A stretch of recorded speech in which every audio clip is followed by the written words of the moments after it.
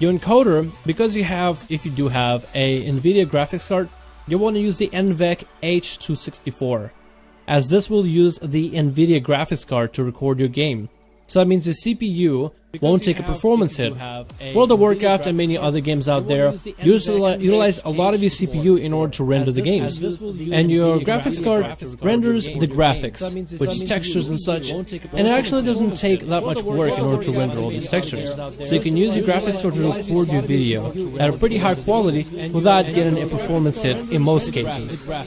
You don't want to do rescale output, and you want to go to down here. There's a couple different options. You can go to the CBR, and if you are somewhat experienced with OBS and streaming, you'll be able to understand what CBR is in bitrate.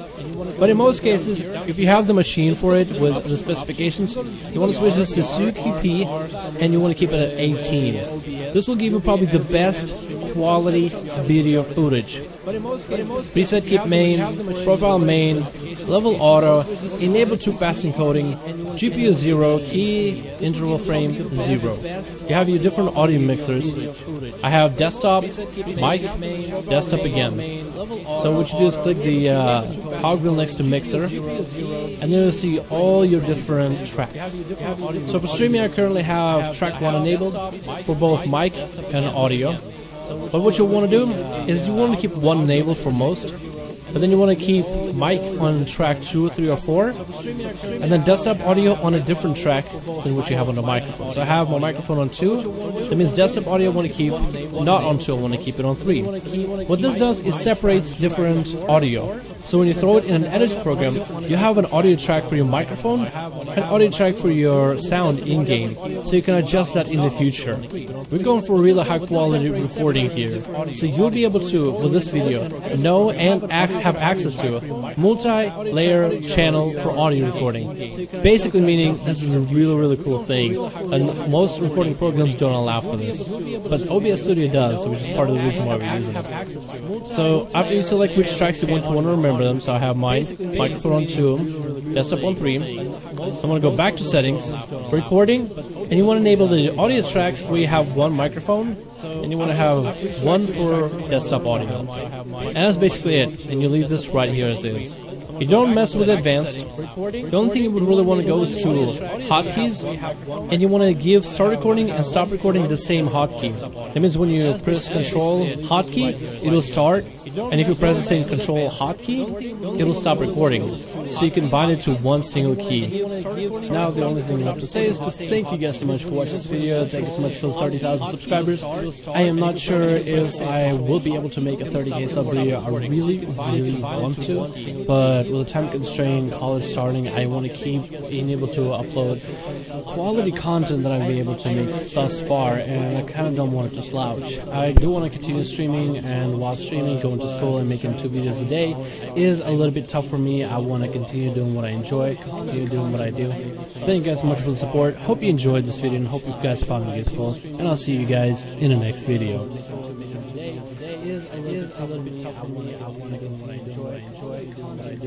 Thank you guys for the support and support. Hope you enjoyed this video, guys. Follow me, and I'll see you guys in the next video.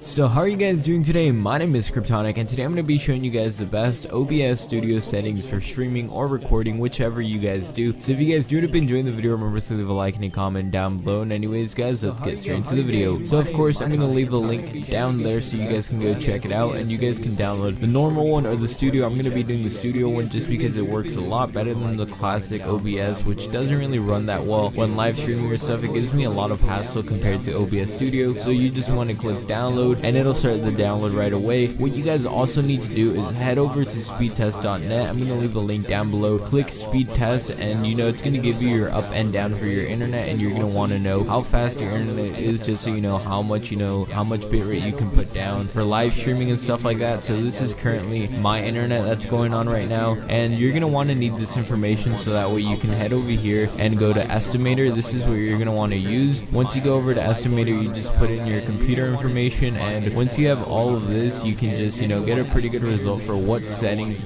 you could use for your computer, stuff like that, and it just works overall very quickly. So right here, as you can see, my upload speed is around 12, my download speed is around 94, and you're just gonna want to put it into here, and that's it. Very simple. And then you're gonna want to head over into you know, OBS. This is what I'm using right now. I'm rocking the face cam. A lot of the time when I live stream nowadays, I do rock the face cam. I do have a microphone right here, but we're gonna head over to the settings over here, and like I told you guys before, you are gonna want to get that information from speed test and then convert it into the OBS estimator so that you know what your output is and stuff like that. So you know, you select your service. I am using YouTube most of the time since I don't go on Twitch too often now. I just like live streaming on YouTube. Then you head over to output. I have it set to advanced just so you know it's easier for me to work with, and your bitrate is really important. Most of the time you can live stream at 1500 for 720p quality. However, that is if your internet isn't the greatest and you know you're barely being able to live stream and play a game online without lagging too much. But you know, the best optimal setting is 2500, and you know, this works really well if your internet can handle it and then you're playing fine. Then this is like the perfect setting. This is the setting most people go with, but for me, I go a little bit overkill, and this is the max you can for live streaming, 3500. And the reason I do this is because I try to get the best possible quality out of my live streams. And you know, the thing about setting it really high is that sometimes mobile devices or stuff like that, they might not have the best internet quality, meaning they can't receive the quality that you're sending. So you know, sometimes it does get reduced in like YouTube or Twitch. And then from here, if you are doing recording, like I said, I will be doing both. What you guys are going to want to do is, of course, come down here, and this is very different. So for CBR here, the bitrate I have for recording for OBS is 10,000, just because 10,000 really does seem to work for me whenever I record. It gets the job done overall. If you set it to like under 10,000, you can see a little bit of the pixels like not looking as great as they should be, but you know, this is what works for me. And for audio, you know, I leave it at what it is. Now the next thing you want to do is just go to audio, and then here select your default microphone. Most of the time it is set to default, but you know, right here I have my Gamdia's gaming headset set as my microphone because I don't like using my Audio Technica when I live stream. I prefer using my headset since it's already on my head and easy to go with. So right here, this is going to be something very important, and this is practically, so here we go down here, and as you guys can see the video, this is going to be very important. If you guys are live streaming and you know you're trying to get the quality out there, you guys might want to reduce it to 1280 by 720, and it downscales it, making one, the file smaller, and two, your computer easier to use. And from here, all you want to do is just select, if your computer is really good, then you want to select the third one, which is sharpen scaling. If your computer is alright, you can put Bicubic, which is the middle one, and Billuminaire is just like extremely fast, but I mean, it does, like it says, but blurry if scaling, and I don't know why I use this. My computer can handle the middle one. And here you just want to select what you want to output to. Keep in mind, if you guys are live streaming to YouTube, you're gonna have to select a new streaming path on YouTube that is 60 FPS. You can't just click 60 FPS here and expect it to be 60 FPS. You guys have to go into YouTube, select your live stream, and select the encoding, and make sure that it's at 60 FPS, and then you guys can live stream at 60 FPS, like I've said multiple times. I like live streaming at 60 FPS, and I like keeping my you know, my output to 1920 by 1080, because on PC it really does seem to like blur everything up if you downscale it while you're live streaming. And now your hotkeys, this is very important. This is what you're going to be using to record and everything. You guys can use a bunch of things right here. I only use the start recording, stop recording, start streaming, and stop streaming. That's all I really use. And for advanced settings, unless you have a really bad computer, just leave everything how it is, because you guys don't want to mess with it. The only time you do mess with the process priority is if your computer is bad and you can't really process things very quickly. You're going to want to make your computer run OBS at a higher speed and performance, and you know, it's just going to overall degrade the quality, but it makes OBS run better on your PC. But yeah guys, that has been it. Hopefully you guys enjoyed the video, and if you did, remember to leave a like and a comment down below. Tell me if you guys have any questions about OBS. Hopefully you guys enjoyed the video. Have a great day, and I'll see you guys around and I'm out. Peace guys. Hopefully you guys enjoyed the video. Have a great day, and I'll see you guys around and I'm out. Hopefully you guys enjoyed the video. Have a great day, and I'll see you guys around and I'm out. Peace guys. Hopefully you guys enjoyed the video. Have a great day, and I'll see you guys around and I'm out. Peace guys.